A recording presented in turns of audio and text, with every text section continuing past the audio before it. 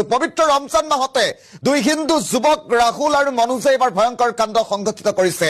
মুছলমানৰ ৰমজান চলি থকাৰ মাজতে ৰমজান মাহতে যি ইফতাৰৰ সামগ্ৰী আছিলে, ফল মূল আছিলে, সেই সামগ্ৰীত ফল মূলত নিগনি মৰা দৰৱ মিহলাই বিক্ৰী কৰিছে। আৰু এই সমগ্ৰ ঘটনা পোহৰলৈ অহাৰ পাছতে কিদৰে ব্যাপক প্ৰতিক্ৰিয়াৰ সৃষ্টি হৈছে, কোন প্ৰান্তত ৰাহুল আৰু মনোজে কোটি কোটি মুছলমানৰ বিৰুদ্ধে এই ষড়যন্ত্ৰ ৰচিছে, ঘটনা কিদৰে পোহৰলৈ আহিল, প্ৰতিটো তথ্য মই তাত লৈ আহিছো।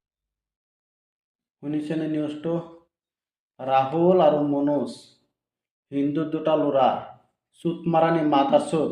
তহঁতবিলাক শুনি ল, তহঁত যে ৰোজা নেৰাখ, আমি ৰোজা ৰাখোঁ, আমি জানো কেনেকুৱা কষ্ট হয়। আমি ৰোজা ৰাখি আমি সন্ধিয়া ইষ্টাৰৰ টাইমত আমি ফল চল খাওঁ। সেইটো ষড়যন্ত্ৰ কৰি পেলাই যে তই নিগুনি মাৰা মেডিচিন মাৰিলি, মাতাৰ চুট হিন্দু, তহঁতৰ লাজ নাই? তহঁতৰ জন্ম ঠিক নাই? হা, তহঁত এটা কৰিবি, গোটেই হিন্দুৰ বদনাম কৰিবি। মই হিন্দু নহয়, মই মুছলিম। তহঁতৰ হিন্দু জাতটো এনেকৈ বেয়া নাকি? গৰুক দৰ্শন কৰ, হা, গৰু মাতা কৈ পেলাই গৰুক দৰ্শন কৰ, আৰু গৰুৰ মুত খাই থাক। তহঁতে চুট মাৰিবিলাক গৰুৰ মুত খাই থাক। তহঁত মুত খোৱা জাত, গৰুৰ মুত খোৱা জাত, হা, গৰুৰ মুত খোৱা জাত হৈ পেলাই মুছলমানে ভাল বস্তু এটা কৰিছে, ভাল কাম কৰিছে, সেইটো তহঁতৰ ভাল নালাগে। গৰুক দৰ্শন কৰ, চুট মাৰণি হওক, হা, গৰুক দৰ্শন কৰ। আকৌ মুছলমানে গোটেই দিন ৰোজা থাকি পেলাই ফল চল খাই পেলাই ইষ্টাৰ কৰে। তহঁতৰ জনমত এইটো খোৱা নাই।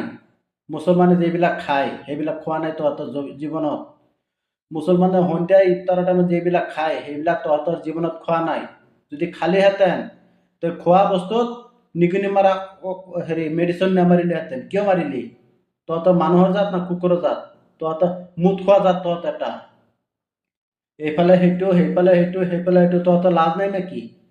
চুতীয়া জাত থাকিলে হিন্দুৱে আছে, নহ'লে মুছলমানেতো এনেকৈ নকৰে। হিন্দুবিলাকে মিয়াৰ লগত কিয় এনেকৈ কৰি থাকে? মুছলমানৰ লগত কিয় এনেকৈ কৰি থাকে? ৰমজান মাছ হৈছে পবিত্ৰ মাছ। গোটেই পৃথিৱীৰ মানুহে জানে ৰমজান মাছটো হ'ল পবিত্ৰ মাছ। এই ফলটো খাই পেলাই আমাৰ মুছলিম মানুহে ইফতাৰ কৰে। সেইটো ফলত গৈ পেলাই নিগুনি মাৰা বিষ মাৰি দিছোঁ। চুট মাৰানি হওক, কেলা কুকুৰ পোৱালি। এতিয়া যদি এটা মিয়া কৰিলেহেঁতেন, গোটেই নেট দুনিয়া ভাইৰেল হৈ গ'লহেঁতেন। মিয়া এইটো কৰিছে, মুত খোৱা জাত, গোবৰ খোৱা জাত, হা, মিয়াৰ খাদ্য তেনেকুৱা কৰি থাক, মাদা চুটবিলাক। ইমান দম আছে যদি মিয়াৰ সন্মুখত আহি পেলাই কৰিবিচোন, নামটো পাহৰি যাবি। তোৰ নামটো যে মনোজ আছে, ৰাহুল আছে, নামটো পাহৰি যাবি তহঁতে।